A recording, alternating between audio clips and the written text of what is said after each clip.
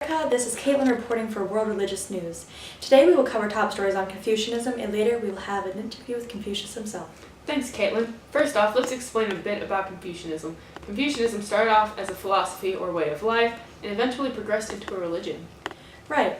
It also has different rules and beliefs depending on which part of the country or which culture you have.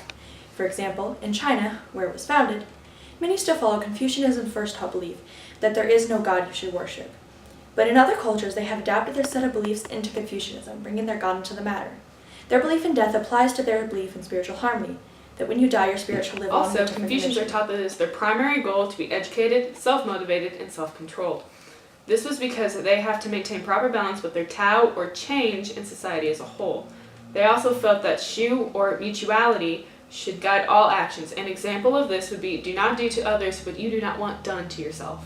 As of now, there are approximately 6 million believers of Confucianism, but this number has been dropping ever since communism has controlled many of the countries that practice Confucianism. This brings us to one of our top stories in present day news. Confucianism has seen a decline in number of followers once countries began experiencing a change in politics. For example, in South Korea, parents are sending their children to religious camps to study Confucianism, or teaching them at home.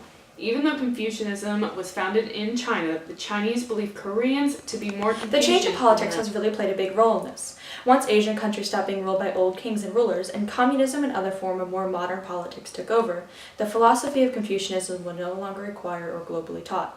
After this, many people began to lose teachings of Confucianism, and so the philosophy began to decline in number of supporters. In more recent news, East Asia countries in which Confucianism is practiced are still so attached to the past teachings that it is interfering with a brighter, more modern future. There was a quote made by Zhang Zidong which states, "Chinese learning as a foundation, Western learning as application." And this has brought much controversy throughout many countries for over a century. This quote is saying that in East Asian countries, learning has to be set in stone, not giving much freedom to individuals who live in these areas. Western countries have conversed with East Asian countries to persuade them to stay culturally Confucian but use Western practices as well, resulting in more modernized political and social views, but not much change has been made.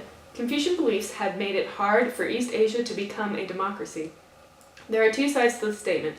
One is that Confucianism was never meant to be merged with other political views, and the other side stating that Confucianism is compatible with forms of democracy. Before change can happen, people need to agree on a new alteration of beliefs or make adjustments if they want to see a bright future for these countries. Today, we're here to find Confucius in his natural habitat. Oh my God! There he is! I'll try to sneak up on him, as to not startle him. Confucius! Confucius! Oh my gosh! I found you! I'm here with Confucius to ask him some questions about himself. So Confucius, what's your true name? I was given the name Confu. Where and when were you born? I was born in Tuo, China, in the year 551 BCE. And where were you involved in any other careers in your life? Why yes, I was involved in teaching. I taught children philosophy and government. I would later gather students and form my own school. Its teachings included ritual, music, history, and poetry. What made you start the foundation of Confucianism? As a child, I was seen as a commoner until people began noticing my intellectual capabilities. And I noticed them as well.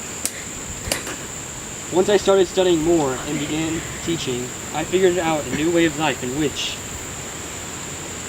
I and others shall live by. When my teachers began spreading, many people and places would pick up on them, and it caught on eventually. Have you read any books on your philosophy? Or are there any books that people have made in relevance to your teachings? Yes, 4 of them. Danlu, which contains the majority of my teachings and sayings. Chongyang, which is basically a guide on how to perfect yourself to be in perfect harmony. Taoist, which was written by my mastered students, and it contains knowledge on the necessity of acquiring knowledge. and Mengzu, which is the second most famous Confucian after myself. Thank you so much, Confucius, for being here to answer our questions. It was my pleasure spreading the knowledge of my philosophy to others. Back to Thank you you. all for listening to this broadcast on Confucianism. We hope you all learned a lot and now better understand this philosophy. Thanks for watching and have a great day.